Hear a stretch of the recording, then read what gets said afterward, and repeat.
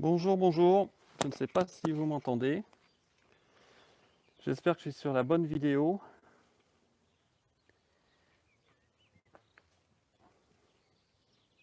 Donc, je voulais vous présenter ma Model 3 Performance. Bonjour à tous. Alors, vous voyez, on est juste à côté du garage là. J'espère que vous m'entendez bien. Donc, je voulais vous présenter ma Model 3 Performance de ce qu'on appelle la performance de base. Donc, qu'est-ce que ça veut dire? C'est que vous avez en fait le pack. Bonjour à tous, là, je vois que les abonnés commencent à se mettre sur la vidéo. Donc je vais juste vous présenter d'abord ma voiture. Donc, comme vous voyez, c'est une Model 3 avec l'intérieur blanc, elle est toute blanche. J'ai eu ma voiture donc en septembre 2019. Et comme vous voyez, c'est des roues de 18 pouces. J'ai pas le béquet arrière et j'ai pas non plus, je vais vous montrer juste ici, j'ai pas le pack performance en fait. Les roues, vous voyez aussi les étriers de frein sont les étriers classiques de la long range. Et par contre, quand on va à l'arrière, vous voyez, c'est bien une performance. Donc j'ai bien le petit trait rouge dessous là. Donc j'espère que vous m'entendez bien. Ce que je vais faire après, c'est que je vais aller dans la voiture et je vais regarder les commentaires en même temps que je vous montrerai l'intérieur de la voiture, parce que c'est pas facile de faire les deux en même temps. Donc, peut-être que je vais refaire un petit tour de la voiture en attendant. Voilà. Vous voyez, rien ne la distingue vraiment d'une Model 3 Long Range. Alors, quand j'ai vu un abonné il y a 3-4 semaines, il avait une Standard Range Plus. La seule différence qu'il y avait, c'était au niveau. Mais à part ça, vraiment, c'était très difficile de voir la différence.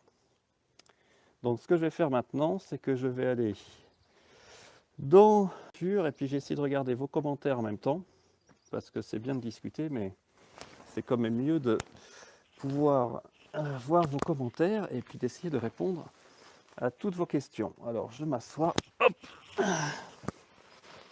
voilà, et puis je vous ai laissé sur l'écran la mise à jour, la 2020.8.3, pardon, que je viens de juste d'avoir. Et j'ai essayé de m'installer confortablement sans que ça soit que ça trouble trop.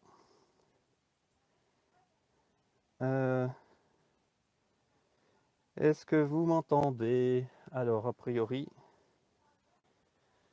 je vais mettre un commentaire sur les commentaires parce qu'apparemment, je ne suis pas sur le bon live. Je vais revenir en arrière. Est-ce que vous pouvez voir? Voilà. En fait, voilà, le live, j'ai pas réussi à activer la vidéo sur mon premier lien. Alors ça y est, je vois les commentaires. Super, on entend très bien. Bonjour, je viens d'arriver. Bonjour Stéphane. Bonjour VE Motors. C'est parfait Arnaud. Ah, on t'entend bien. Super. Eh bien, écoutez, ça y est. Donc désolé, hein, c'est la première fois que je fais un live comme ça. J'ai même pas réussi à activer ma première vidéo. Donc j'espère que les autres abonnés qui sont mis sur le premier lien vont pouvoir rejoindre ce lien. En tout cas, voilà, ça y est, je suis bien assis et on peut commencer à discuter. Bonjour, Pinkr VR6. Alors, ce que je vais vous montrer tout d'abord, c'est, en fait, voilà, il n'y a pas de différence hein, sur la 2020.8.3. Je pense que c'est encore des bugs qu'il corrige, puisque c'est exactement le même menu que pour la 2020.8.1 ou la 2020.8.2. Donc, il n'y a aucune différence par rapport aux autres versions. Et ce qui est marrant, en fait, sur cette voiture, sur cette performance de base, moi j'appelle ça performance de base, c'est que bah, d'extérieur, vous avez vu, on dirait vraiment pas que c'est une performance. Et puis, quand vous allez dans les menus, eh bien, vous avez bien le mode piste qui est ici, là. Bon, là, qui est pas activé puisque j'ai pas fermé la porte.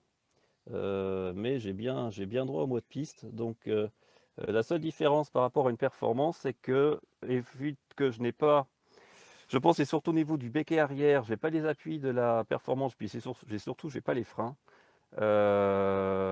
Il limite la vitesse à 234. Mais honnêtement, c'est pas en France que je vais rouler à 234.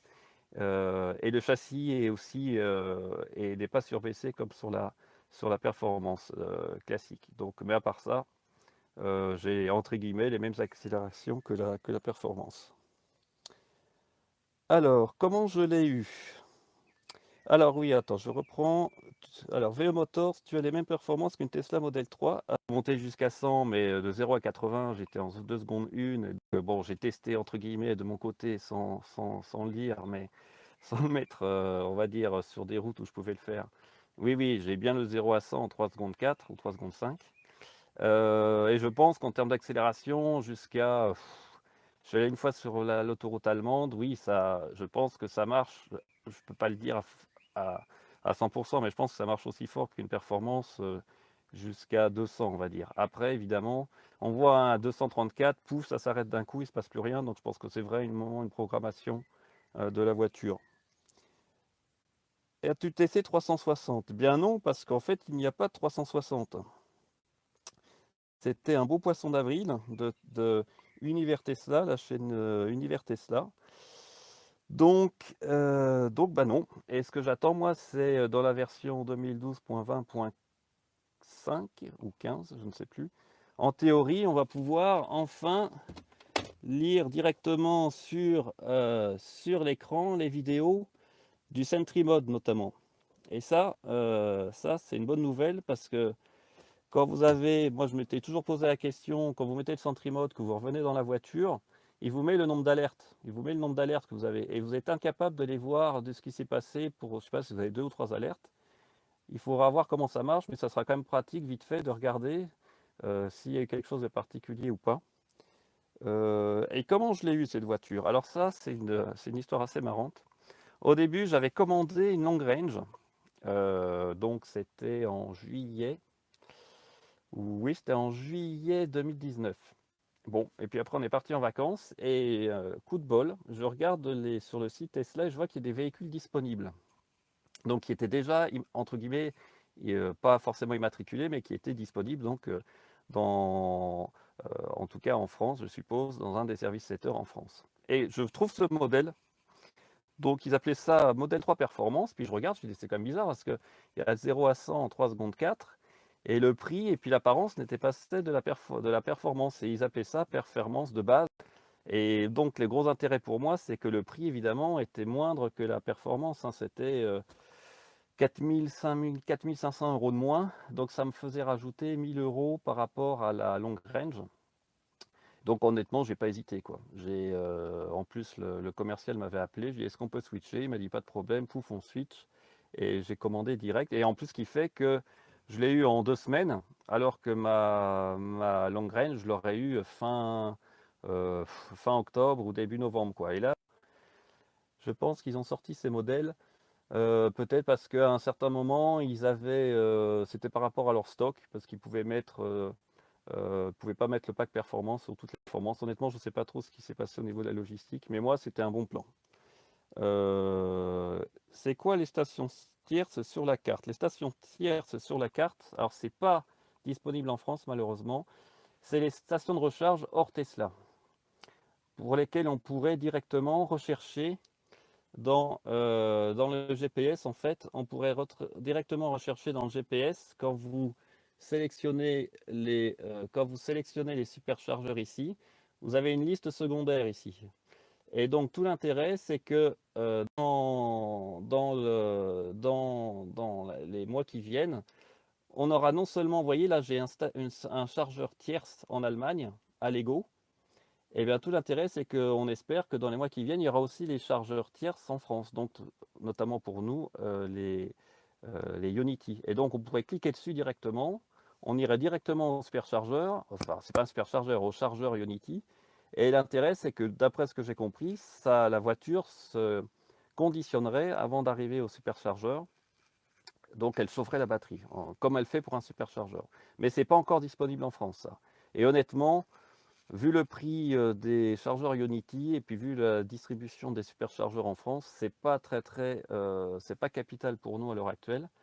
Mais pour d'autres pays, ça peut être intéressant si vous avez un chargeur ultra rapide, pardon, à proximité de chez vous et que vous ne pouvez pas aller à un superchargeur Tesla. Là, a priori, vous pourrez y aller beaucoup plus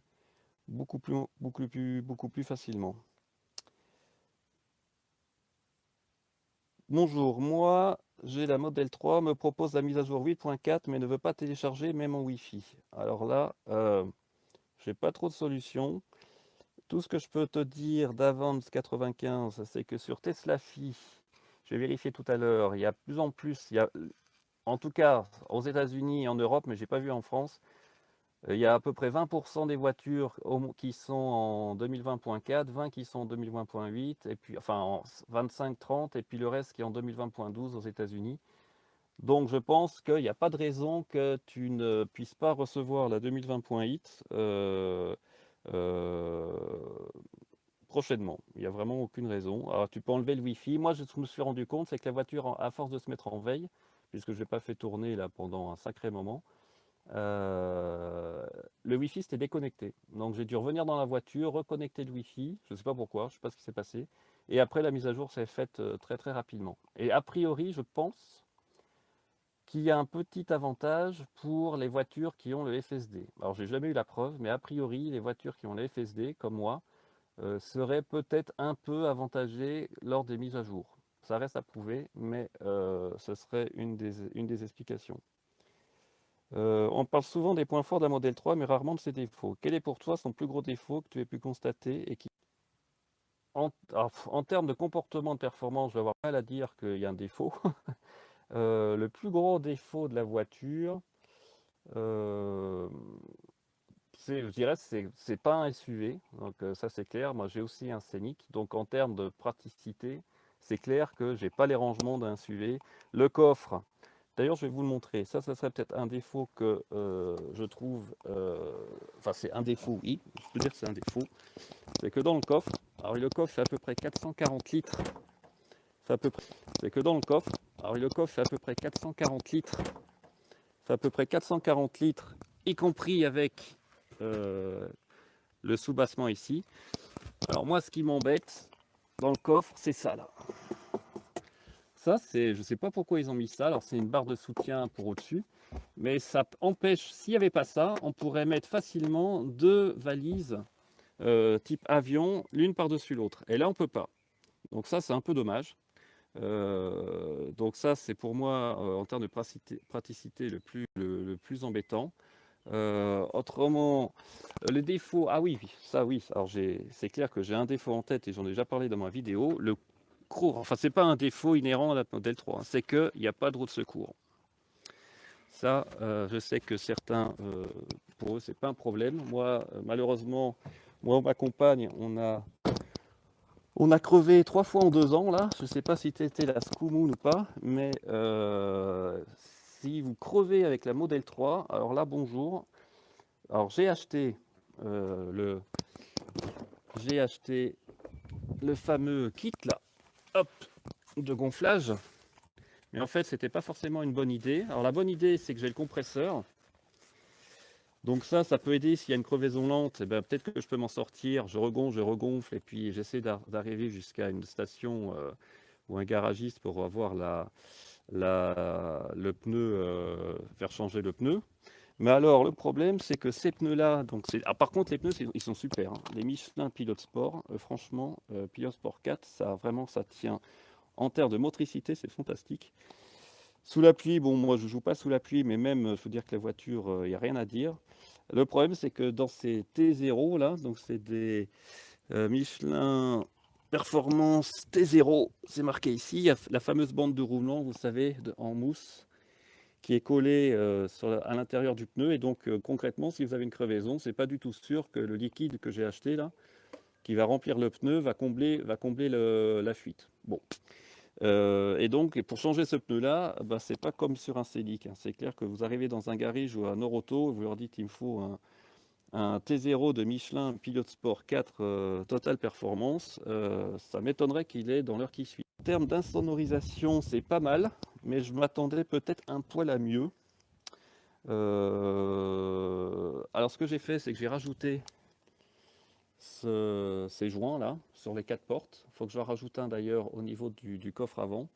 Mais là, et en plus, comme c'est pas des vitres feuilletées, vous savez, c'est même pas du, enfin c'est pas du double vitrage, mais c'est pas des vitres feuilletées évidemment. L'insonorisation, on va dire, elle est bien, hein, ça, c'est, il n'y a pas de problème. Mais pour une voiture de ce prix, je pense que vous avez mieux. Ça, c'est clair. Je pense que pour 60 000 euros, vous avez vraiment des voitures dont l'insonorisation peut être meilleure. Mais ça, il n'y a rien de dramatique, hein. Il n'y a rien de dramatique. Euh, Il y a des Chinois qui montent la 360. C'est pas ouf la bêta. Bah, moi, je l'ai pas vu. Moi, pour moi, je l'ai vu, c'était un poisson d'avril, mais il va falloir que je regarde ça de près. Si tu veux la carte ChargePoint, facture un tarif de 7,60 € pour Unity. Si tu utilises Unity, oui. J'ai fait une vidéo dessus d'ailleurs. Alors, est-ce que c'est toujours vrai? J'ai pas pu tester. Mais j'ai une vidéo où je parle de la carte. D'ailleurs, je l'ai, hein, la carte ChargePoint. Si vous téléchargez l'application ChargePoint, effectivement, c'est toujours marqué 7,60 €. Alors, est-ce que c'est vrai? Là, bon, honnêtement, j'ai un petit doute quand même.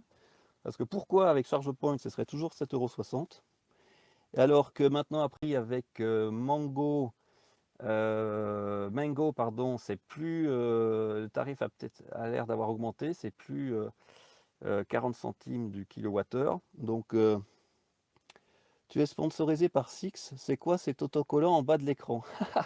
Alors, cet autocollant en bas de l'écran, c'est tout simplement parce que je suis un peu parano. Et si là-dessous, il y a mon adresse. Voilà. Donc, je suis pas sponsorisé par Six dessous, mais j'ai pas. Même si je vous fais confiance, je suis un peu parano là-dessus. Donc, je me suis dit, bon, j'habite pas en dessous de la Tour Eiffel, mais voilà, c'est juste pour ça que j'ai mis ça. Même si je sais que je pense pas qu'il y a personne qui va venir frapper à ma porte après. C'est comme pareil, vous voyez, quand je fais des photos aussi, des vidéos de la voiture, je floute toujours les plaques d'immatriculation. Voilà, c'est tout. C'est une barre de renfort pour rigidifier le bloc complet et protéger le fond de batterie qui doit rester plat. Ah bah ouais, là je ne savais pas.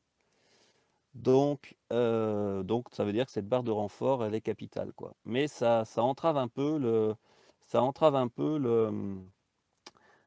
volume du coffre. C'est dommage qu'on puisse pas mettre deux valises, même cabine, l'une par-dessus l'autre, quoi. Mais bon, il y a quand même du volume. Il y a pas de problème. C'est une voiture bon, c'est une super voiture. Le confort, moi j'étais étonné, surtout parce que les suspensions sont assez dures, mais c'est très confortable, plus que mon Scénic, là il n'y a pas photo. Les performances, j'en parle même pas, mais c'est pas une voiture de sport. Alors peut-être c'est différent avec le pack performance, mais vraiment pour moi c'est pas une voiture de sport. Je l'ai senti notamment quand je fais parce que je suis pas loin de l'Allemagne sur les autoroutes allemandes. À haute vitesse, quand vous plantez, enfin j'ai pas planté les freins, mais quand vous commencez à freiner fort, ça louvoie un peu, il faut tenir le cap. C'est pas une voiture de sport, quand même je pense une M3 ou une M5, en termes de freinage à très haute vitesse et tenue de cap, je pense que c'est mieux. Donc faut pas croire que c'est une voiture qui marche très bien, qui a une tenue de route exceptionnelle, mais je l'ai bien senti comme à haute vitesse. Là, c'est pas fait pour ça entre guillemets. On peut faire du circuit bien entendu, mais ça fait 1,9 tonne. Quand vous avez 1,9 tonne à arrêter euh, à 230 km/h, en plus moi j'ai pas le pack performance, ça se ressent quand même. Donc il faut faire attention et surtout pas préjuger des limites de la voiture, notamment sous la pluie. Si vous arrivez trop vite dans un virage, quand vous avez 1,8 tonne ou 1850 kg à faire tourner, il n'y a pas de miracle, hein. Donc même si le SP et la motricité est exceptionnelle. J'ai eu la chance de conduire des voitures de sport un peu plus tôt dans ma vie. Et en termes de motricité sous la pluie, il n'y a rien qui rivalise. Ça, c'est clair. Parce que la régulation de la puissance est instantanée. Donc, c'est vraiment super. Oui, Mango a augmenté. Je crois que c'est un commentaire que j'ai entendu sur la vidéo de Nuages Magiques, vous savez, mon collègue qui fait des super vidéos, notamment sur la 208 électrique.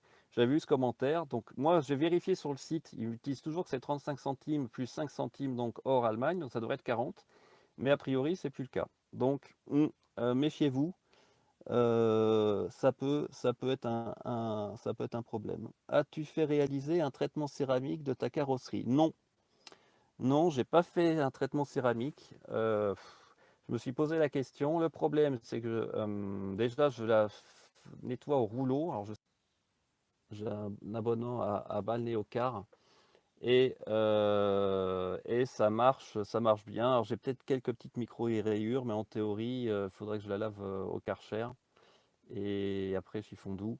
Non, j'ai pas. Bon, et puis c'est mettre 3 000 € dans un traitement céramique. S'il y a des gravillons, notamment, qui font des petits impacts, je pense que ça ne protégera pas. Ou alors, il faut carrément faire un traitement, je crois que c'est carrément plastique là. Vous faites un cover de la voiture complet. Mais le céramique, je trouve que par rapport aux gravillons, que j'ai pas mal ici quand même, j'ai un doute. Est-ce que ça protégerait vraiment? Je suis pas convaincu. Quelle est votre autonomie en moyenne? Je crois que vous avez une long range. Alors en fait, j'ai une performance, mais en fait c'est une long range performance de base. Donc mon autonomie, alors là, ça varie vraiment en fonction du temps, de la température. L'année dernière, donc congé en septembre, on est allé à Berne, donc en Suisse. J'ai fait 260 km dans la journée, donc que de l'autoroute, suisse ou française, toujours entre 110, 100, 100. J'ai fait 260 km dans la journée, donc que de l'autoroute, suisse ou française, toujours entre 110, 100, 120. Et j'ai fait 240 km, je suis revenu, il me restait 45% de batterie. Donc c'était vraiment exceptionnel. Je pense que j'aurais été pas loin de 500 km d'autonomie réelle. En hiver, il faut compter 20% de moins, quoi. Donc, ce qui veut dire concrètement, sur l'autoroute à 130, vous allez faire entre 250 et 300 km réels avant de vous arrêter. Avec une long range ou ma performance à moi, on va dire, dont la consommation est de 170 Wh au kilomètre. Donc, c'est similaire à la long range. Donc, il faut compter 300 km maxi à 130 sur l'autoroute. Tu dis que tu perds combien de pourcents 24 heures avec le confinement? Tu dois t'en rendre compte un peu plus que d'habitude. Alors j'en perds des quasiment rien. J'ai dû perdre 1% en une semaine, ce qui était rien parce qu'elle s'est mise en mode veille. Par contre, depuis que j'ai mis Tesla Phi, là ça augmente un peu quand même.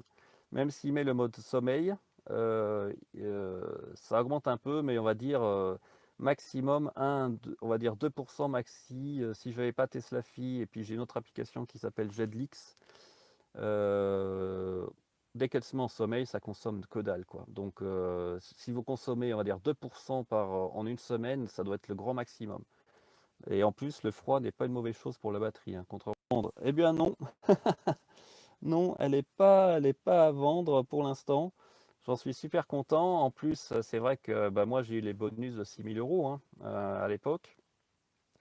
Donc, j'ai un peu les performances d'une performance sans voir le prix, hein, puisqu'elle est 5 500 € moins cher qu'une performance. Bah, pour tout vous dire, voilà, je l'ai payé 61 000 avec le FSD. Donc, si vous regardez sur maintenant le site de Tesla, une performance avec le pack, évidemment, la vraie performance, si je puis dire, plus le FSD, vous n'êtes pas à 61 000. Hein. Vous êtes nettement, nettement au-dessus. Donc, non, non, j'en suis super, super content. As-tu déjà attendu au superchargeur? Alors non, sauf, non, j'ai pas attendu, mais quand je suis allé à Noël à Bordeaux depuis Mulhouse, à Clermont-Ferrand, c'était chaud quand même. Il n'y avait qu'une seule place de libre. Et la charge était limitée, donc c'est divisé par deux hein, sur les chargeurs actuels. Ça ne sera pas sur le V3, mais sur les chargeurs que moi j'ai utilisés, dont celui de Clermont. Quand vous partagez le chargeur, le transfo, on va dire, vous partagez la charge. Donc je montais à 60-65 kW maxi. Et j'ai été limité de remonter à 80%. Ce qui veut dire concrètement que je peux pas, je vais être honnête, il va falloir quand même que le nombre de superchargeurs augmente sur les parties sensibles du réseau si on a vraiment une explosion des ventes de Tesla dans les mois et dans les années qui viennent. Parce que, bon là, c'était à Noël, c'était en pleine journée. Euh, euh, c'est le seul superchargeur où j'ai eu un petit stress. Autrement, probablement parce qu'autour, il n'y a pas grand-chose. Sur les autoroutes, que ce soit pour aller, donc à part celui de Clermont-Ferrand, que ce soit aller pour Bordeaux, les autres superchargeurs, pour aller à Nice, j'ai eu personne. Pourtant, c'était juste après Noël, donc j'avais personne. Et pour remonter après le Nouvel An à Mulhouse, pareil, aucun problème. Là, j'ai eu aucun problème. Mais à surveiller. Je suis d'accord qu'il va falloir quand même surveiller. Je sais que il y a une fois le superchargeur de Strasbourg qui était pas loin d'être plein. Et il y en a un à Haute-Val, je crois, qui parfois est plein. Ouais. Alors il faut de la régulation, quoi. Dans ce cas-là, c'est sûr que. Donc c'est ce qui veut dire aussi que vous devez faire un arrêt de plus parce que vous vous arrêtez à 20% au chargeur d'après. Mais vous la remontez à 100%, c'est pas une bonne stratégie sur les superchargeurs Tesla. D'ailleurs, ça dure beaucoup trop longtemps et de toute façon, s'il y a du monde, il va vous limiter à 80. Donc autant monter qu'à 80, vous planifiez que monter à 80 et puis vous arrêtez au prochain à 20 ou on va dire 15% minimum, quoi. Euh, Quel conseil tu donnes en termes de financement pour l'achat? Alors moi, je suis contre le leasing. Alors ça dépend des gens, hein. En tout cas de LOA ou LLD. Bon, après, chacun fait comme il veut. Parce que je pars du principe que je veux la garder le plus longtemps possible. Donc ce que je conseille, c'est un crédit classique, quoi. Dans son banquier, moi j'ai pris un crédit, je crois que je suis à 1 ou 2% net, ou un peu moins, sur 5 ans. Et voilà. Et à la fin, la voiture, elle sera complètement à moi. Parce que dépenser 40% du prix de la voiture en 4 ans, ou 50%, voire plus de la voiture. 40% ce serait pas beaucoup, mais 50 à 60% du prix de la voiture en 4 ans, moi je trouve que c'est beaucoup. Voilà. Euh, les phares, tu en es content, et les pleins phares, tu dois faire comment? Alors les phares, oui, j'en suis très content. C'est des LED, hein. D'ailleurs, c'est bien et pas bien, parce que comme je suis en Alsace et que l'hiver, oh, il y en a beaucoup moins, mais s'il y a de la neige, c'est vrai que c'était bête, mais avec mon Scénic, c'était lampe à filament, pouf, ça chauffe, c'est réglé, j'ai plus de neige sur les phares, j'en parle plus. La Tesla, les LED, ça chauffe pas. Il n'y a pas de lave-glace, il n'y a pas de lave-phare. Donc, et il faut les nettoyer, c'est clair, s'il y a de l'enlever, quoi. Non, ça marche super bien. Les phares, ils éclairent super bien. Le seul, alors c'est pas compliqué, hein, vous avez les phares ici. On peut avoir les phares automatiques. Vous voyez là, éclairage extérieur, je le mets en automatique, donc les codes se mettent tout seuls quand il fait nuit. Et pour mettre les phares automatiques, j'appuie juste ici, toc comme ça. Vous voyez, hop, voilà. Là, j'ai les phares automatiques, là, je les enlève. Alors, il faudra que j'essaye avec la nouvelle version, mais c'était pas terrible au début, parce que c'était pas assez réactif, quoi. Je me prenais des appels de phares en face parce que les phares restaient trop. Mais aucun problème en termes d'éclairage, ça éclaire super bien. Avez-vous une Wallbox à domicile pour recharger votre Tesla? Oui, mais c'est pas une Wallbox Tesla, et d'ailleurs c'est une erreur. Je vais vous montrer ça tout de suite d'ailleurs. J'aurais dû acheter une Wallbox Tesla. Parce que mon idée au départ, j'espère que vous voyez bien, là je ne peux plus voir vos commentaires. J'ai acheté cette box qui s'appelle EV Charge King. Coucou d'ailleurs, là je pense qu'on me voit. Pourquoi je l'avais acheté? Parce que dedans était inclus le disjoncteur différentiel et le disjoncteur de 32 ampères. Et je me suis dit qu'avec ça, je pouvais me passer de rajouter un tableau supplémentaire que je pouvais relier directement au tableau principal. Et en fait, c'était une erreur. J'aurais dû, parce que finalement, j'ai rajouté un tableau parallèle au tableau principal, qui est collé au tableau principal, que pour la charge. Finalement, donc j'ai un double système de protection qui sert à rien. Par contre, ce qui était bien avec ce système, c'est que je peux avoir un câble de 10 mètres, alors qu'avec le Wallbox Tesla, vous pouvez pas, vous voyez. Et surtout, j'ai aussi le bouton. Donc, d'ailleurs, je peux vous montrer. Hop, je vais le faire comme ça, là. Et ça marche super loin. Vous voyez, hop. Je suis super loin de la voiture. Et je peux ouvrir sans problème la voiture avec la prise, là. Donc ça, c'est super. Mais j'aurais dû mettre la Wallbox Tesla. Et puis aussi pour une autre raison, c'est que vous savez que pour la Tesla, on peut charger, on peut déterminer le courant. On peut monter jusqu'à 32 ampères, donc on peut définir. Mais ce qui n'est pas forcément le cas avec les autres voitures. Donc si un jour je vends la maison, avec cette borne-là, on va régler facilement l'ampérage maximum. Il faut mettre un condensateur à l'intérieur, c'est compliqué. Avec la borne Tesla, vous pouvez paramétrer très facilement l'ampérage maximum. Si vous voulez limiter la borne à 16 ampères, ben vous pouvez la limiter à 16 ampères. Donc la voiture, quelle que soit sa marque, vous limiterez à 16 ampères. Là, je suis obligé de limiter à 16 ampères. Je limite juste à 16 ampères parce que j'ai un abonnement de 45 ampères en tout et que je ne veux pas utiliser 30 ampères sur 45. Mais autrement, j'en suis très content. C'est très bonne box, wallbox, mais je la taille vraiment pour les particuliers parce qu'à chaque jour, reprendre l'unité mobile, la brancher sur la voiture, sur une prise classique, même si c'est 2,5 mm², moi, ça chauffait un peu. Ça chauffait un peu, le fusible de 16 ampères chauffait un peu, même si je mettais qu'à 8 ampères. Je mettais qu'à 8 ampères ici et ça chauffait quand même. Je ne mettais pas à 13 ampères. Donc je conseille vraiment une box. Et du 10 mm². Ne faites pas comme moi j'ai mis du 6 mm² chez moi, mettez du 10 mm². Voilà. Ouais, on peut choisir 7,5, c'est vrai. Mais moi, par rapport à mon jardin et mon entrée de garage, là, si je la laissais dehors, je voulais être sûr d'avoir, quel que soit le sens dans lequel je la mettais, je voulais être sûr d'avoir assez de longueur. Donc 10 mètres, pour moi, je me dis comme ça, je suis tranquille. Quelle est la puissance de ta box? 32 ampères. C'est du monophasé, 32 ampères, 7,4 kW. Tu as rencontré beaucoup de problèmes électroniques avec ta voiture? Non, aucun. J'ai eu un bug une fois où le son marchait plus. J'avais plus de son. Je ne sais pas ce qui s'est passé. Elle fait pas du délestage. Il y en a qu'une qui le fait, je crois. C'est aidez-moi. Je me rappelle plus le nom. Je crois que c'est une boîte française aussi qui le fait.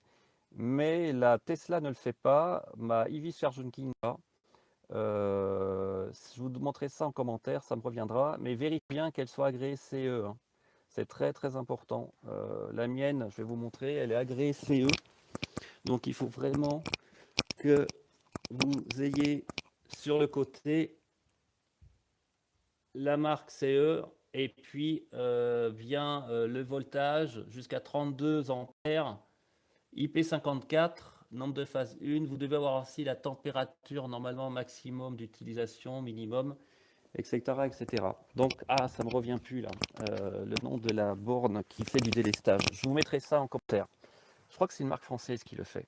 Alors ça, c'est vrai que ça peut être super. Après, il faut pouvoir le relier aussi. Je crois que c'est par un câble type téléphonique ou RJ, je ne sais plus lequel, qu'on relie au compteur. Mais bon, l'électricien sait faire ça. Mais c'est vrai que si vous avez besoin du délestage, la mienne ou la Wallbox Tesla ne le fait pas. La Wallbox Tesla, pas de délestage et pas éligible à l'aide d'installation. Pas de délestage, je confirme. Pas éligible, si, je pense. Vous avez droit à 300 € de crédit d'impôt. Moi, en tout cas, j'ai clair que je vais demander. Alors, c'est peut-être pas sur la box en tant que telle. Il faut peut-être la faire acheter par l'électricien, ce que moi j'ai fait. Mais moi, je compte bien avoir mes 300 € de crédit d'impôt sur ma box. Est-ce qu'il y a un mode nuit pour l'écran pour que ça soit moins lumineux? Absolument. Il y a un mode gris, mode sombre. C'est automatique d'ailleurs. Je m'en occupe pas. Je ne sais pas si je peux le changer moi-même. Affichage. Ah bah hier, regardez. Bonne nuit. Voilà. Moi, je le mets en auto. Je le mets en auto, mais il y a un mode nuit, effectivement. Donc, il n'y a pas de problème. Perso, pas de wallbox et aucun problème en 10 mois. Bah oui. Tout dépend de la qualité en fait de ton réseau électrique et surtout de ta prise de garage. Moi, je conseille quand même de mettre une Green Up de Legrand. Ça coûte 50 euros, je crois. Elle est renforcée, donc elle ne va pas chauffer même si tu as du 13 ampères. Mais je suis d'accord, ça peut suffire. Moi, c'est plus par commodité en fait que j'ai fait ça. Mais je suis d'accord que cet achat n'est pas essentiel. Moi, je pense que c'est obligatoire une box avec un câble attaché. Oui, c'est obligatoire. Il faut que le câble ne pende pas et soit attaché au mur, je confirme. C'est dans en tout cas, les normes françaises. Ça, c'est clair. J'essaie de voir tous les commentaires. J'ai fait dernièrement ma première mise à jour en connexion partagée avec mon téléphone, mais je me demandais si après le téléchargement pour l'installation, je devais laisser la connexion Wi-Fi. Bonne question, je ne pense pas. Je pense qu'une fois que le téléchargement est fait, et je pense qu'avant de lancer la mise à jour, la voiture vérifie l'intégrité du package qui est downloadé. Donc je dirais a priori non. Moi, c'est vrai que je le laisse. Je l'ai fait, j'ai fait une mise à jour de la voiture aussi avec mon téléphone à Bordeaux. Et j'avais laissé en partage de connexion le temps qu'elle se mette à jour, mais honnêtement, je ne pense pas que tu prennes un grand risque si tu ne laisses pas le partage pendant que la mise à jour se fait. Il y a une aide gouvernementale ou par région collectivité pour la pose d'une wallbox. Oui, c'est vrai. En Alsace, il n'y a rien. C'est bien 300 euros, je confirme. Ivitronic, exact. Merci l'ami 44, c'est l'Ivitronic qui fait le délestage. Alors, j'ai aucun doute sur le sérieux de Cyril. Par contre, moi, la seule remarque que je dis, en théorie, il faut qu'elle soit agréée CE. Si vous avez moins de problèmes après qu'il y a un incendie, etc., au niveau de l'assurance, ils ne vont pas vous rater. Donc, mais ça ne veut pas dire qu'en tant que terme, la box n'est pas fiable, n'est pas sûre. C'est juste une question d'homologation, d'avoir le tampon dessus. La box est utile pour les longs trajets quotidiens. Oui, si tu as besoin de charger, tu peux. Moi, l'intérêt, c'était vraiment de ne pas me préoccuper de devoir laisser en fait la chargeur mobile dans la voiture. Voilà. Et comme ça, je m'en occupe plus. Oui, oui, c'est ça. La wallbox ironique fait le délestage. Alors, je vais montrer quelque chose avant de répondre à la question. Parce que depuis la 2020.4, si je ne me trompe pas, vous voyez mon petit slogan Bluetooth là, il n'est plus allumé. Il n'est plus allumé. Donc avant, dès qu'on s'approchait de la voiture, elle se connectait en Bluetooth à la voiture et donc le téléphone était relié à la voiture. Donc si on vous appelait, hop, vous perdiez le son en fait sur le téléphone. Il fallait rentrer dans la voiture et puis parler au micro de la voiture et écouter sur les écouteurs de la voiture. Maintenant, tant que vous n'êtes pas assis et que vous ne fermez pas la porte, vous voyez là, je ferme la porte et en théorie, voilà, vous voyez le slogan Bluetooth, il s'est allumé. Ça y est, maintenant là. Le téléphone est connecté, c'est-à-dire que si on m'appelle et si on m'envoie un SMS, ça va apparaître sur l'écran de la voiture. Et je vais essayer de retrouver où est-ce que c'est au niveau du téléphone. Ça doit être ici. Je ne me rappelle plus où c'est. Enfin bon, vous avez un menu au niveau du téléphone. Ah bah, je crois que c'est là. Ouais, vous voyez, depuis la mise à jour 2020.4, vous pouvez synchroniser les messages, synchroniser les contacts, évidemment, un signal sonore à l'arrivée d'un message. Et donc, ça apparaît sur la gauche ici. Mais tant que vous n'êtes pas assis dans la voiture, et que vous n'avez pas fermé la porte, hop, là, ça va se déconnecter normalement. Le téléphone n'est pas associé pour les appels et les SMS à la voiture. Si tu sors de la voiture et que le moteur est allumé, est-ce qu'elle est volée? Peux-tu stopper par ton téléphone? Alors, si je sors de la voiture, alors le moteur allumé, pour une voiture électrique, c'est un peu compliqué. Si la voiture est allumée, on va dire, et que je ouvre la porte, déjà, le frein va se mettre. Ça, c'est le premier point. Si quelqu'un rentre dans la voiture et que la voiture n'est pas fermée, moi, j'ai un code sur la voiture pour la démarrer. Si j'appuie sur le frein, vous voyez, hop, j'ai toujours un code. Donc déjà, c'est quelqu'un qui veut rentrer dans la voiture avec mon téléphone.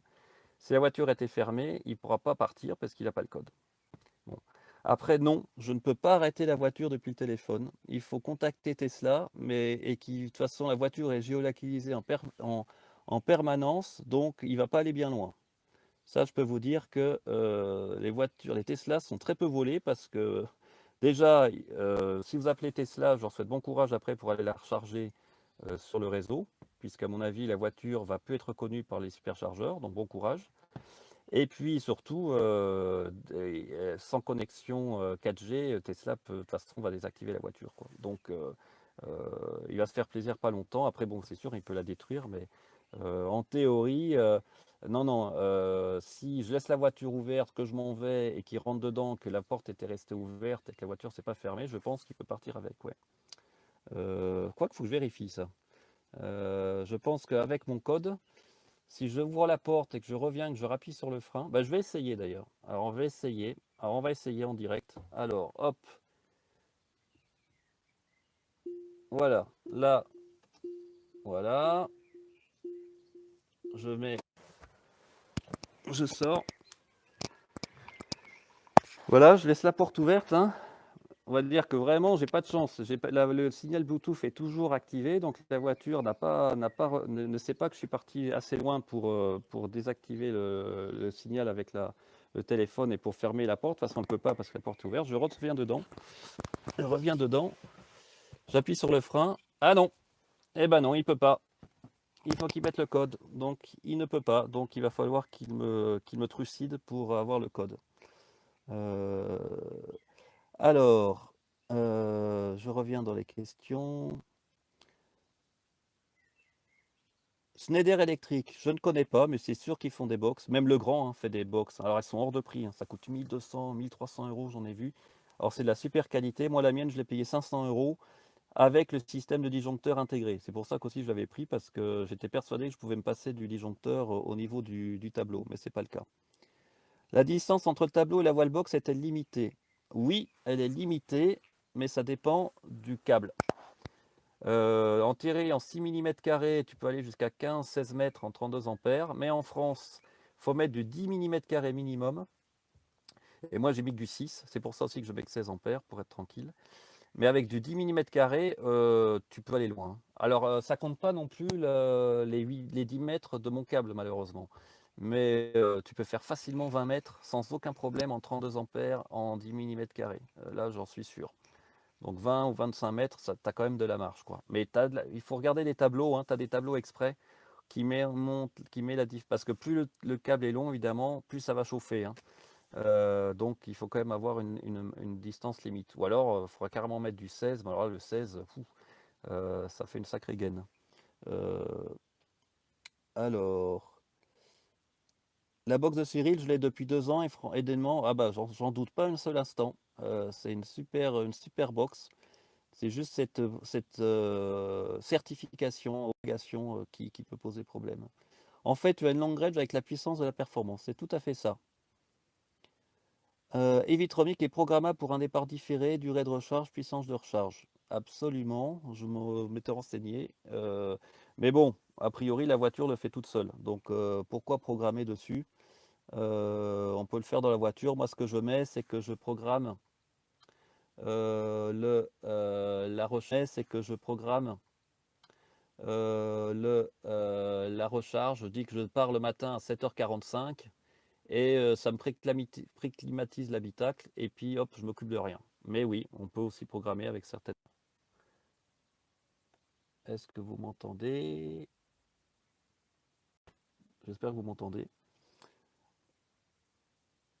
Alors,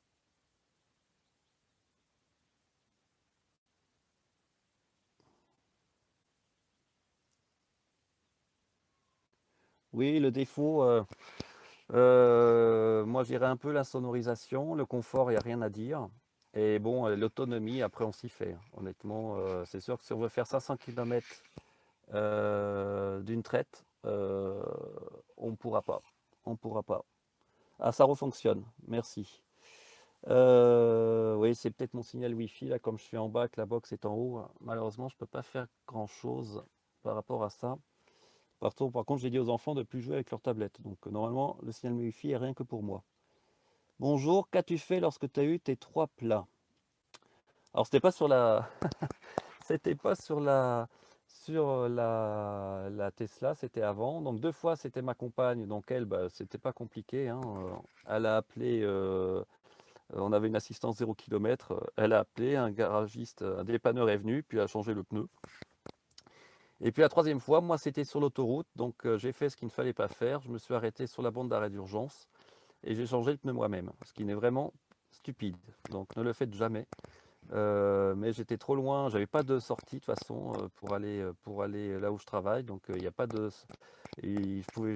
J'aurais dû m'arrêter et puis me mettre de l'autre côté de la rambarde et puis attendre, mais bon, voilà, j'ai changé le pneu. Là, j'étais content d'avoir une roue de secours dans le coffre, qui était d'ailleurs un peu sous-gonflée, donc j'ai dû aller quand même la regonfler juste après.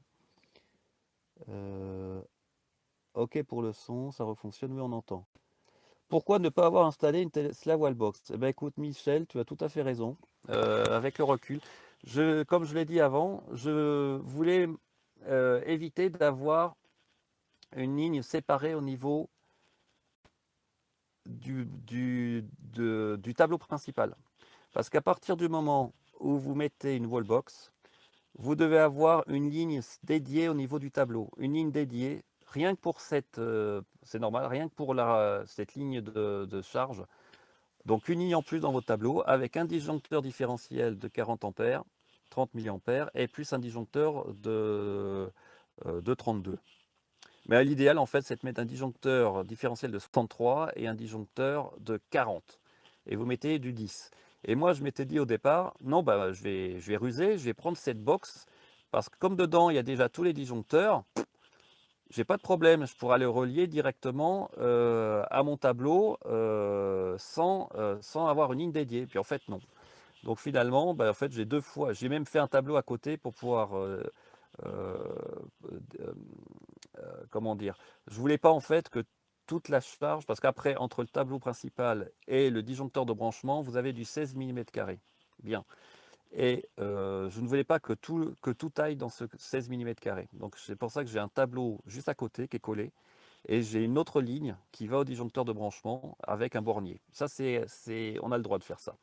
Et donc, j'ai mon tableau principal qui fonctionne comme si de rien n'était. Et puis, j'ai une autre ligne avec du 16 qui arrive sur mon disjoncteur de branchement par un bornier, quoi. Voilà. Je ne sais pas si c'est clair. Avec personne ne fait 500 km de traite avec une voiture de 500 chevaux. Eh ben, c'est pas vrai. Si là, je peux te dire que je connais quelqu'un de très proche qui a une voiture qui fait plus de 500 chevaux et qui fait plus de 500 km d'une traite. Mais c'est pas une thermique, c'est pas une électrique, c'est une thermique. Mais sur le fond, moi, personnellement, ça me dérange absolument pas de m'arrêter toutes les 2h30, 20 minutes. D'ailleurs, c'est un bon plan, honnêtement. Vous reposez un peu, vous pouvez me regarder Netflix, tout ce que vous voulez, c'est génial. Les enfants, où vous allez faire pipi, etc. Vous dégourdissez les jambes pendant 20 minutes, vous repartez. Et honnêtement, moi, c'est mon sentiment. Quand vous faites un voyage de 1000 km, vous n'êtes pas à 1 heure près, quoi. Après, pour les VIP, les commerciaux, c'est une autre histoire. Euh, Avec une prise Legrand, pourrait-on charger la voiture avec un câble de 50 mètres? Non, clairement non. Déjà, vous avez votre UMC de câble de 7,50 m, vous la branchez à votre prise de garage et c'est tout. Vous n'allez pas en plus rajouter 50 mètres de câble de 2,5 mm² pour recharger. Ça, c'est non. En tout cas, je ne suis pas un électricien, mais c'est clair que je pense que ce n'est pas une bonne idée du tout. Avez-vous une idée de la date de déconfinement? À Aix. Alors, j'ai pas une bonne nouvelle pour toi, Claude. Enfin, je suis un scientifique, mais je ne suis pas un médecin. Mais le déconfinement, je suis en Alsace, donc c'est là où ça a commencé le plus tôt. À mon avis, ça ne sera pas avant 2 semaines minimum. Mais quand je dis minimum, c'est minimum. Donc je le vois plutôt fin avril en Alsace. Le pic, à mon avis, va arriver dans 7 à 10 jours. Donc je ne crains que pour Aix, ça sera encore plus tard. Je pense que vraiment, le plus tôt possible pour moi, ça sera début mai. Mais je peux me tromper, hein. J'espère que pour toi, ça sera plus tôt. Alors sachant que, attention, Par exemple, je sais qu'il y a des collègues de Tesla en Alsace qui se font livrer leur voiture. Donc, un transporteur leur livre leur voiture à domicile pendant la période de confinement. Alors, ça doit coûter un peu, mais c'est possible. C'est possible, mais ça doit coûter je ne sais pas combien. Et j'ai hâte de l'avoir en main car j'ai 80 ans. Bah écoute, oui, je te rassure, enfin je te rassure, ou pas, mais je pense que dans un mois, j'espère que dans un mois maximum, tu pourras l'avoir, mais ça sera au moins un mois. L'intérieur vieillit-il bien? Alors ça, c'est une très bonne question. On va regarder tout de suite. Donc la voiture, déjà, j'ai fait à peu près 12 000 km pour vous dire. Donc je roule quand même. Là, évidemment, je serai presque à 15 000 maintenant, je pense. Et voilà le siège. Donc j'utilise quasiment uniquement donc, le conducteur, parce que je l'utilise pour aller au travail. Et franchement, ça vieillit super bien. Vous voyez, surtout, j'ai pas de craquelure ici. Là. Alors c'est du cuir vegan, ils appellent ça. C'est pas du cuir, hein. Mais là, il y a quelques marques. Alors, je ne sais pas si on voit bien. C'est un peu bleuté à cause du jean, mais j'ai passé du non savonneux, ça va passer. Et surtout, vous voyez, pour l'instant, ça tient. Et j'ai les coutures surtout qui tiennent. Alors ça, c'est ça quelque chose qui m'embêterait, c'est que les coutures. Alors j'essaie de pas trop m'appuyer quand je m'assois, de mettre tout mon poids sur le dosseret, enfin sur le dosseret, là, cette partie du siège avant gauche. Mais non, ça vieillit très bien. Alors les autres, je peux vous montrer, mais en fait, comme on ne l'utilise pas beaucoup, sauf ce Noël pour faire quelques voyages, j'ai absolument aucun problème. Aucun problème. Hop, vous voyez. Euh, alors là, il y a quelques taches, mais ça va partir. Et a priori, non, non, moi, au début, j'étais parti avec une longue range noire, et puis quand j'ai vu ce modèle-là en blanc, j'ai dit, allez, banco. Non, non, et je regrette pas du tout. Je trouve que ça lui donne un cachet. Moi, j'aime beaucoup le blanc. Voilà. Blanc, noir, blanc, je trouve ça super. Le pédalier en alu, mais j'ai acheté. Enfin, oui, j'ai acheté. J'ai un abonné, je suis allé le voir il y a 2-3 semaines. D'ailleurs, je l'ai toujours pas installé. J'ai acheté le repose-pied en alu et puis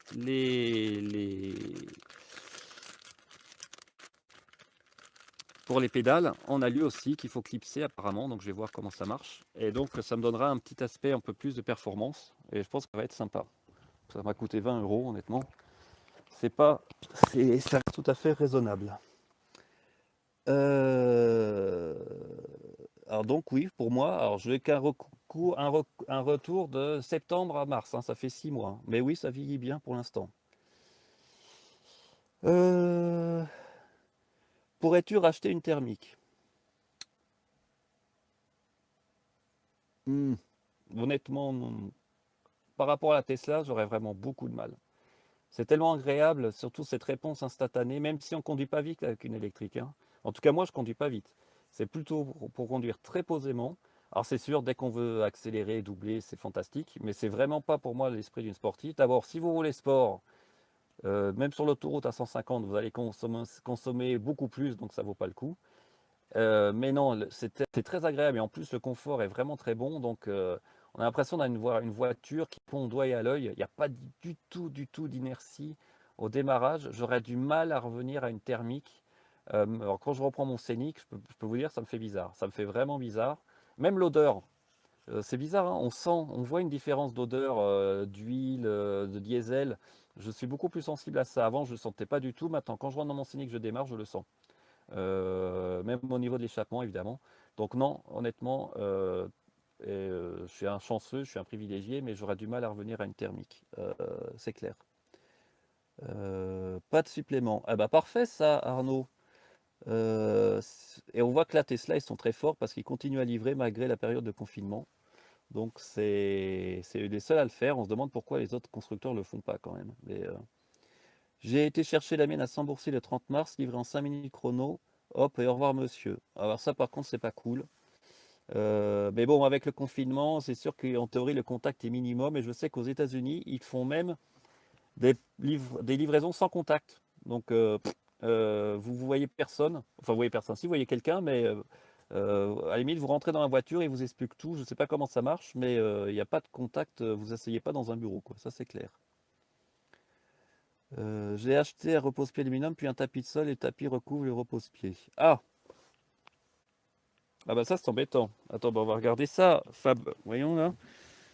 Moi mon tapis de sol il était livré hein, avec ma performance de base. Donc si je prends mon repose-pied.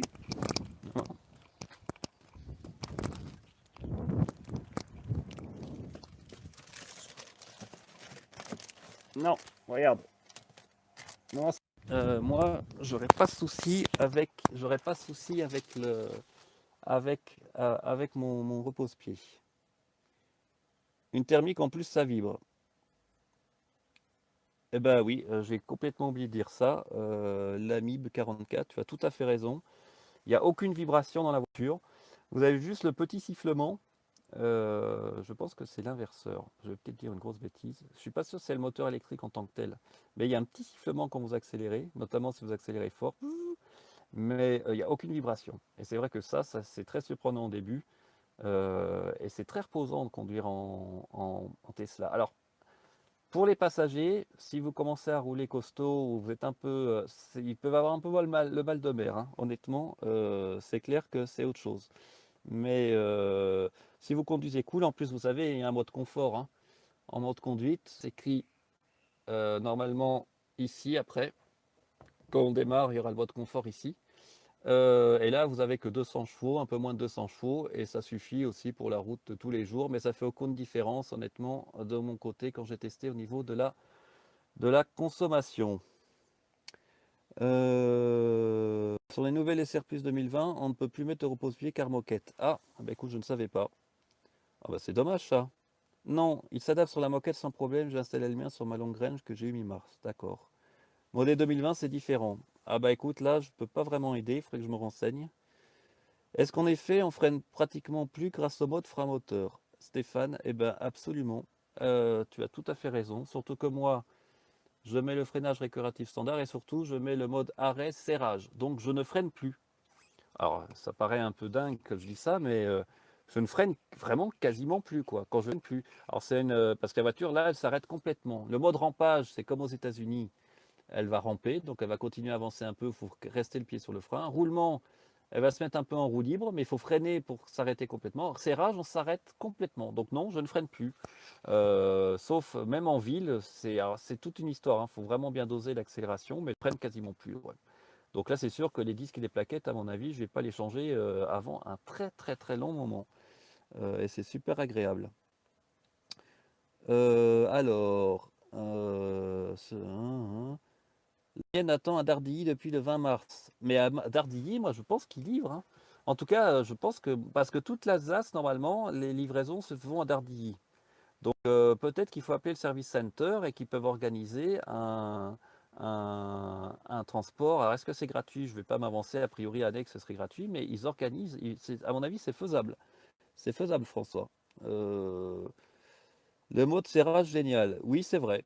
C'est vraiment, moi j'aime beaucoup. Évidemment, il faut que quand vous avez le mode serrage, vous avez les lampes, les feux de frein qui s'allument, hein. Évidemment. Donc, je pense que c'est par rapport à la décélération. Quand la voiture décélère à un certain niveau, donc la voiture le sait, et c'est obligatoire. Je me demande si c'est pas même une norme européenne. Les freins, les feux arrière, les feux de frein doivent s'allumer. Donc ça, par contre, c'est très important parce qu'autrement, oui, oui, je sais que les frostats s'allument quand tu ne ferais plus, mais que ça freine. Oui, oui, absolument. Ça, je l'ai déjà vu. Là, on ne le voit pas, mais je ne peux pas rouler malheureusement. Mais euh, euh, ça s'allume. C'est par rapport au pouvoir de décélération. Et je peux le confirmer. Je peux pas, je mettrai pas ma main complètement à couper, mais oui, j'en suis quasiment sûr. Avec le mode serrage, oui, le frein, les feux arrière vont s'allumer. Autrement, ça serait trop dangereux parce que ça freine quand même pas mal, hein. Freinage récupératif très diminué quand la batterie est froide et pendant 10 minutes au moins. Fab, absolument. Et c'est même plus que ça, hein. Moi, en Alsace, quand l'hiver, là, j'étais à 0 degré au travail, que je revenais, j'ai 35 km et au bout de 25 minutes, prenais pourtant l'autoroute et tout, j'avais toujours pas récupéré tout le frein régénératif, pour vous dire. Donc, ah ouais, donc c'est-à-dire que la batterie met un sacré bout de temps à réchauffer la batterie, sachant que euh, je sais que le freinage maximum relatif de la Model 3 peut atteindre 50 kW, donc c'est quand même énorme en instantané. Donc ça veut dire qu'il faut vraiment que la batterie soit à bonne température pour encaisser 50 kW, hein.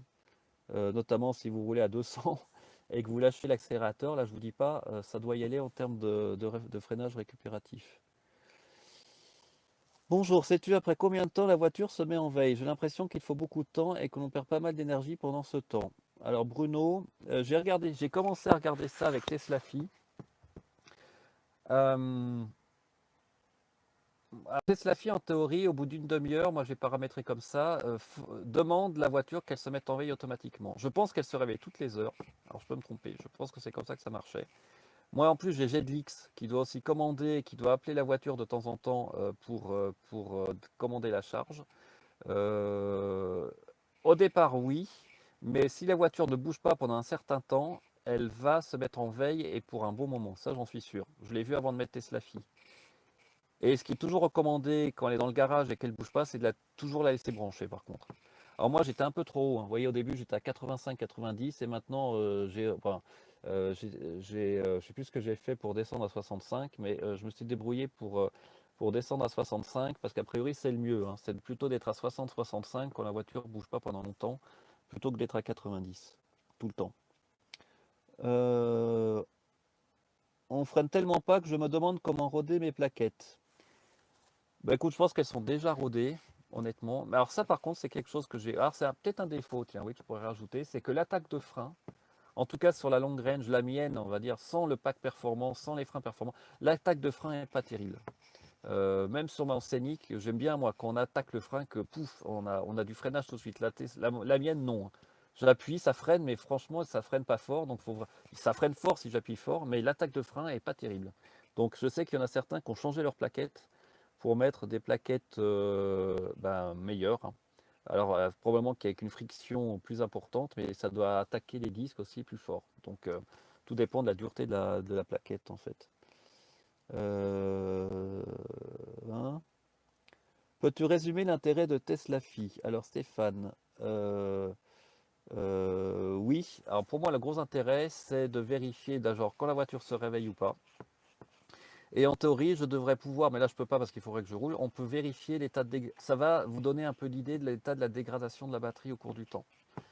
Et pour moi, ça m'intéresse parce qu'au début, j'étais à 495 km et maintenant je suis à 460. Et même si a priori ça pourrait être lié à la consommation supérieure pendant l'hiver, j'ai un doute quand même.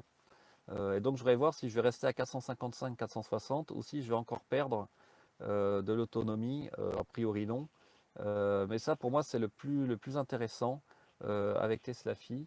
Et en plus évidemment ça vous donne votre consommation moyenne, ça donne aussi les données GPS, etc. Et puis ça vous donne aussi l'état d'avancement des mises à jour sur les autres voitures, la consommation moyenne record des autres voitures, etc. Ça coûte 50 $ pour l'année. Honnêtement, c'est pas indispensable. Moi, je l'ai pris, mais j'ai hâte de voir. Une fois que vraiment j'aurai roulé, je referai un reportage dessus. Mais là, pour l'instant, c'est vrai que c'est un peu limité puisque je roule pas, donc je peux pas utiliser toutes les fonctionnalités de Tesla Phi. J'ai pas l'impression qu'elle se réveille toutes les heures. Alors, hier, j'ai regardé, là, elle n'a pas réussi à se mettre en veille, et toutes les heures, elle était en mode parking, quoi. Elle n'était pas en mode veille. Mais ce qui est sûr, c'est qu'au bout d'un certain temps, elle reste en veille, elle se met en veille, puis elle y reste, pour vraiment beaucoup plus longtemps qu'au début. Ça, je l'ai vu plusieurs fois. Pour Tesla Fit, tu peux faire tes relèves de trajet pro. Oui, absolument. Ton autonomie va remonter avec température printanière. Mais écoute, j'espère vraiment. J'espère vraiment parce que j'ai pas aimé de perdre 45 km d'un coup là. Et Tesla Phi me dit aussi que j'ai 455 km d'autonomie, donc j'espère vraiment que ça va augmenter avec le printemps. Utilises-tu un token avec Tesla Phi? Alors, non, je me connecte. Alors, j'ai un mot de passe pour Tesla Phi. Tesla Phi me demande mes identifiants et mots de passe pour le compte Tesla, mais d'après ce que j'ai compris après, il utilise un token. Voilà. Alors il y a deux types de tokens. Il y a un token qui lui permet aussi d'utiliser aux commandes de la voiture, mais ça c'est pas obligatoire. Puis il y a un autre token pour lequel ça n'utilise que les données. Donc avec ce token-là que moi j'ai pris, enfin l'option que j'ai prise, je ne peux pas par exemple ouvrir la voiture à distance, mettre la clim, etc. etc. Je l'ai pas mis, j'ai pas mis ce token-là. Donc c'est un double système en fait. À moins que si si je dis une bêtise, n'hésitez pas à me contredire. Il faut éviter d'utiliser l'application Tesla. Oui, et j'avoue que c'est mon petit péché mignon. J'aime bien de temps en temps l'ouvrir, regarder ce qui se passe, mais je ne devrais pas, parce que c'est vrai que ça consomme pas mal. En tout cas, ce qui consomme beaucoup, c'est le chauffage, hein. J'avais fait une vidéo dessus en hiver. Alors, par contre, ce qui est super, c'est que ça chauffe très vite, puisque c'est une résistance, mais c'est 4 kilowatts au départ, hein. Ça pompe vraiment beaucoup. J'avais perdu combien? J'avais montré que j'avais perdu au travail. Alors, 7% en une heure, je crois, ou 5-6% en une heure. Donc c'était quand même beaucoup, beaucoup, beaucoup. En la laissant chauffer pendant une heure au parking. Peux-tu la faire allumer à distance? Exemple, absent de la maison et les enfants doivent prendre leur tablette. Oui, absolument. Je peux l'ouvrir à distance et je peux la fermer à distance. Et d'ailleurs, il n'y a pas que c'est Tesla qui le fait, mais évidemment, on peut le faire. Et puis on peut surveiller aussi avec l'application si les portes sont ouvertes ou pas. Et d'ailleurs, tester. Vous pouvez recevoir au bout de 15 minutes un mail, ce que j'ai reçu tout à l'heure d'ailleurs. Combien d'années comptez-vous garder votre modèle 3? Alors honnêtement, je compte la garder le plus longtemps possible. Alors peut-être que je changerai d'avis si la modèle Y sort en propulsion, parce que 75 000 euros dans une modèle Y, pour moi, non. Là, ça devient... Déjà 60 000 euros, c'est beaucoup d'argent, alors 75 000... Non, non, là, c'est trop. Donc s'ils sortent une modèle Y en propulsion, à 55 000, on va dire, avec le bonus inclus, pourquoi pas. Alors je perdrai en performance, mais je gagnerai en praticité. Mais je compte la garder le plus longtemps possible. J'ai souvent fait comme ça avec les voitures. Je veux les amortir. Après, on verra bien. Peut-être que dans un an, je changerai d'avis. Si la voiture a très peu perdu, peut-être que je la garderai plus longtemps. Je la vendrai, mais non, je pense pas. J'ai remarqué que si on augmente le max de charge à 90 ou 95% pendant quelques charges, l'autonomie repasse. Bah moi non, Frédéric, ça n'a pas été mon cas. Je suis monté plusieurs fois 90 et mon autonomie n'a pas réaugmenté. Donc je ne sais pas pourquoi. Ouvrir, oui. Donc ça j'ai répondu, Stéphane. Apparemment la dégradation est forte de l'ordre de 4-5% la première année, puis se réduit les années suivantes. Absolument. D'avance, 95, c'est tout à fait ça. Donc, mais là, si je passais de 495 à 450 km, j'ai perdu plus de 5%, hein. Mais je pense pas. Je pense qu'il y a l'histoire de la consommation moyenne qui doit jouer. Un petit conseil à la livraison, vérifiez que le volant est bien dans l'axe. Ça m'est arrivé ainsi qu'à d'autres. Parallélisme. Oui, absolument. Alors, il y a plusieurs choses à vérifier quand vous prenez la voiture. Déjà, c'est au niveau des derrière, bien regarder l'alignement des joints, des portes. Moi, j'avais un problème au niveau du clapet de fermeture de charge qui n'était pas aligné. Donc, il y avait un espace béant. Donc, je peux vous montrer d'ailleurs. Hop. Maintenant, il est parfaitement aligné. Vous voyez, quand j'appuie dessus, il s'ouvre. Et avant, il dépassait là. Il y avait un espace comme ça. Il y avait un espace comme ça quand il se refermait. Donc, l'eau pouvait rentrer dedans et tout. Donc, c'était pas terrible. Vous voyez là. Et puis, si on attend un peu, le clapet va se fermer tout seul normalement. Donc ça, j'avais vérifié. J'avais vérifié aussi un peu l'alignement.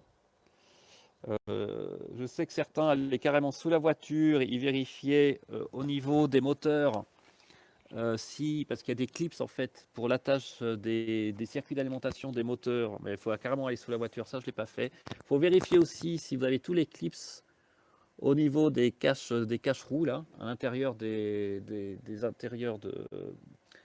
passages de roues. C'est des choses qu'il faut vérifier à la réception. La peinture, évidemment, si vous avez des défauts de peinture, des petits pets. Mais moi, honnêtement, j'ai un défaut d'alignement, vous voyez. Parce que ça, c'est posé de manière automatique. Et là, si je regarde ici, la distance, j'ai l'impression que c'est un peu plus.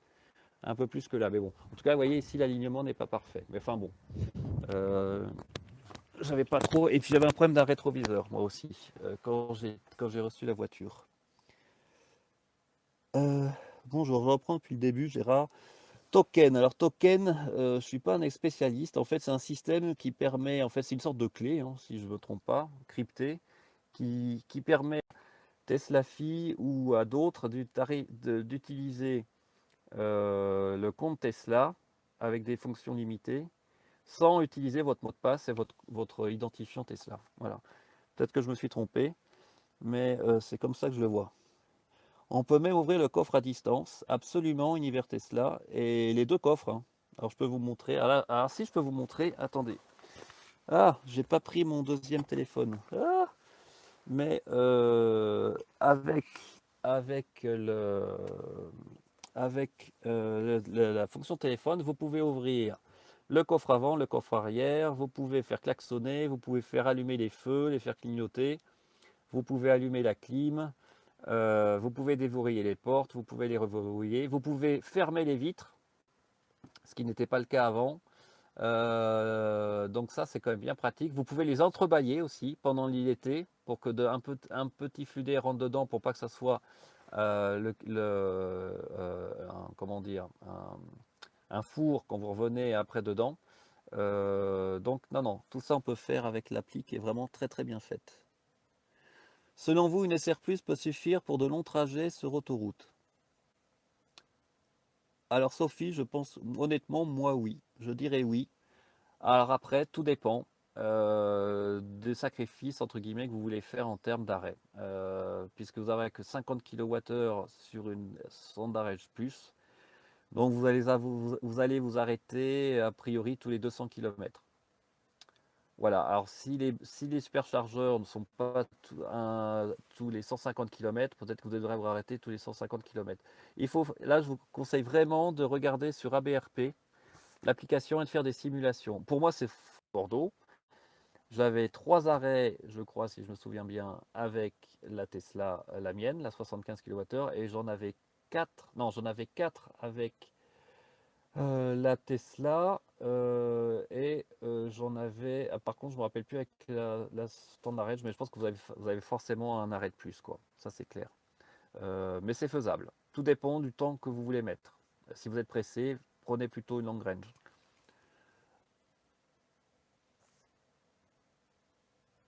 Alors, je ne sais pas combien tu fais par jour, comment tu kilomètres. Si tu perds 15% par jour, tu la charges plutôt tous les soirs pour récupérer les 80%, ou tu attends 3-4 jours pour recharger à 80. Alors, c'est une très bonne question que je me suis posée une question souvent.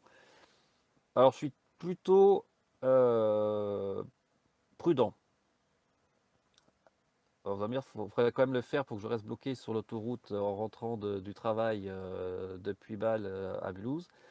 Mais je recharge tous les soirs. Ouais, je recharge à 80%. Je perds à peu près 15%, c'est exactement ça, entre 12 et 15% pour faire 70 km. Et je recharge tous les soirs, comme ça j'ai 80%. Et puis on ne sait jamais, s'il y a une urgence, que je dois partir du boulot très vite pour aller je ne sais où en France parce que quelqu'un est malade, j'ai pas envie de me retrouver avec 30% de batterie au travail.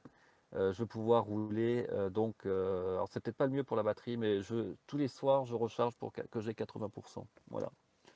J'ai une SR Plus et je fais 240 km sur autoroute à 100. Alors là, écoutez, parfait. Entre 90 et 10% de batterie s'il ne fait pas froid. Voilà, donc ce qui veut dire, ça doit faire à peu près, Fab, si je ne me trompe pas, on va dire 200 km en hiver. Voilà, donc il faut s'arrêter tous les 200 km. Bon, ça fait tous les heures trois quarts, quoi.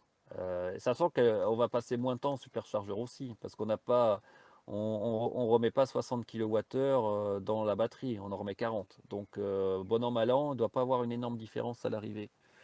Euh, Votre modèle 3 est une performance avec des jantes de 18 pouces. Vous l'avez payé moins cher que la version actuelle. Oui, la Bible, c'est une performance de base qui n'est pas disponible en commande. C'était une voiture disponible qui était déjà fabriquée.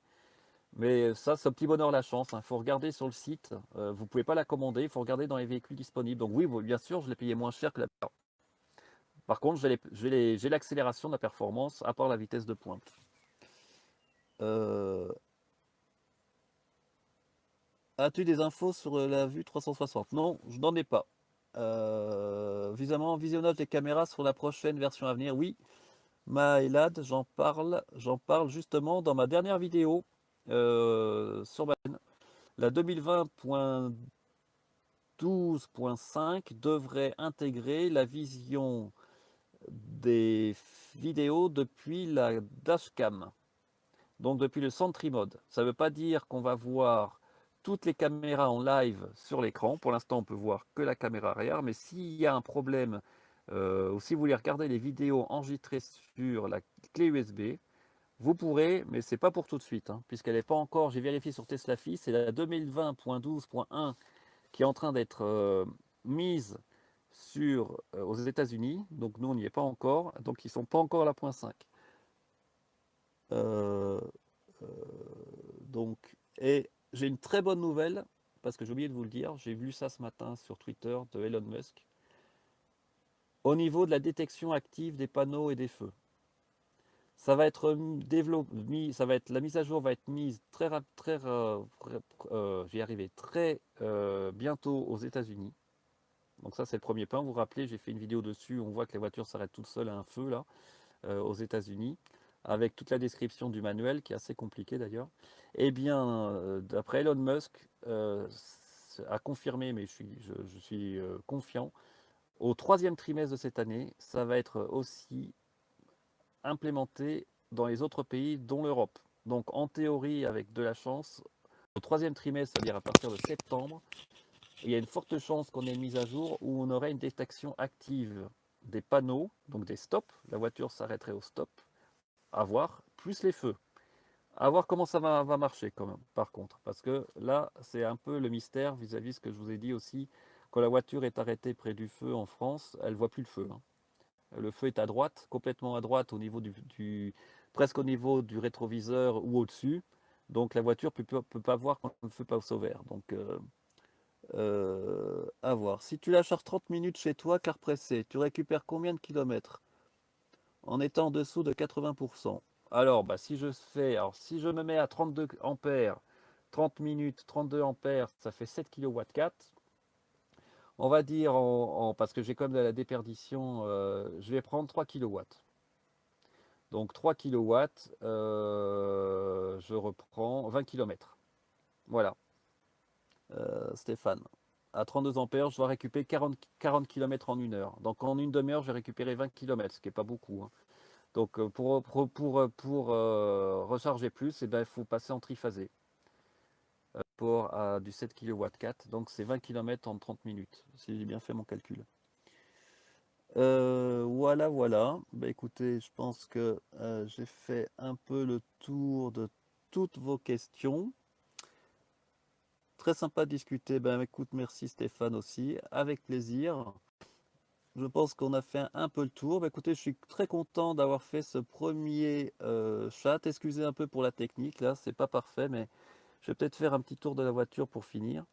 Je ne suis pas un pro encore de YouTube, mais si ça vous intéresse, dans une semaine, pourquoi pas, on verra.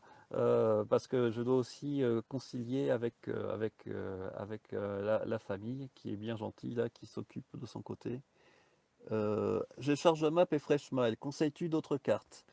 Non, ça me suffit. Moi, j'ai aussi Plug Surfing pour Unity, mais maintenant, ça ne suffit plus. Et oui, écoutez, je vous tiens au courant en tout cas. Si j'ai pu répondre à certaines de vos questions, moi ça me fait plaisir. Vous savez que c'est une chaîne amateur, hein. Moi je fais ça un peu à l'arrache, donc ça ne sera pas de l'impro. Et puis ça me va comme ça me prend pas trop de temps et je pense que ça reste sympa pour vous en tout cas. J'espère que vous apprenez des petites infos sympas. Je vais peut-être refaire un tout petit tour de la voiture quand même parce que c'est bien de voir l'écran, mais c'est quand même mieux de voir la voiture. Regardez-moi cette belle voiture. Alors je suis pas objectif, hein. Je suis complètement subjectif. Hop, on va regarder ça. Vous voyez.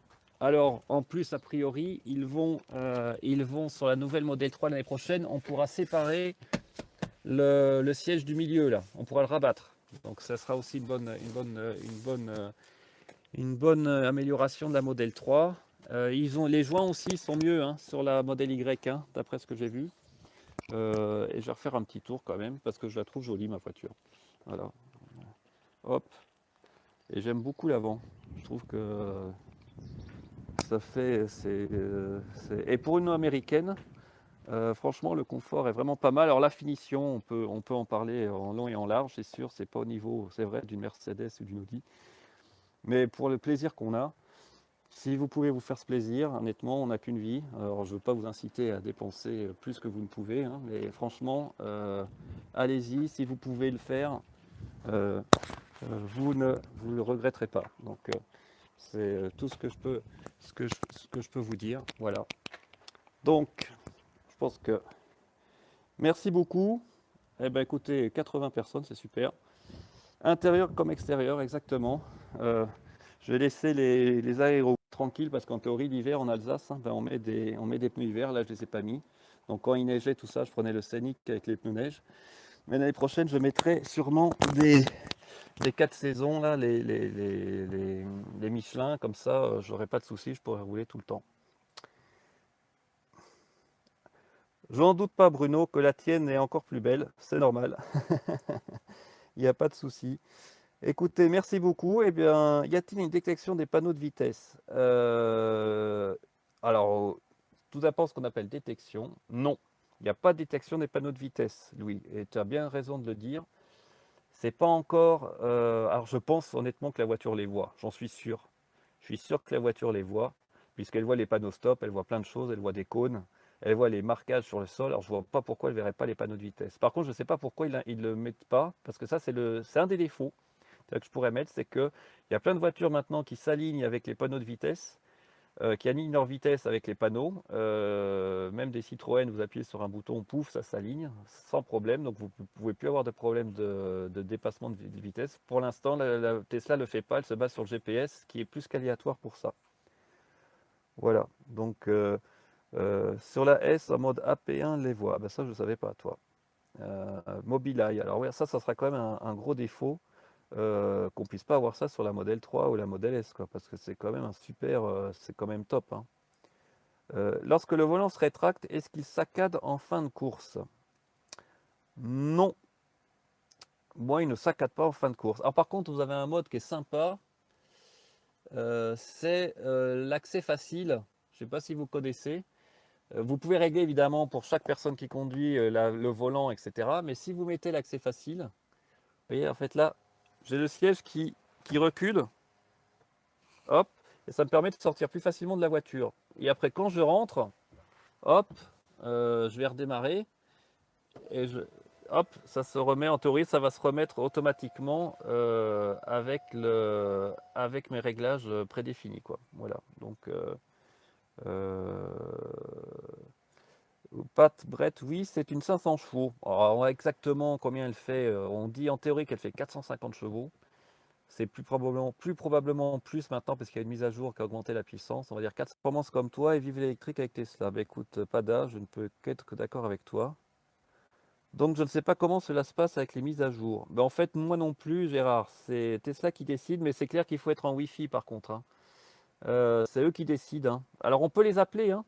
Je pense qu'on peut utiliser l'appli ou on peut appeler pour forcer la mise à jour. Donc si certains d'entre vous, vous êtes toujours en 2020.4, et que ça vous embête, ben, vous pouvez contacter Tesla et en théorie, le service Tesla peut forcer la mise à jour à distance.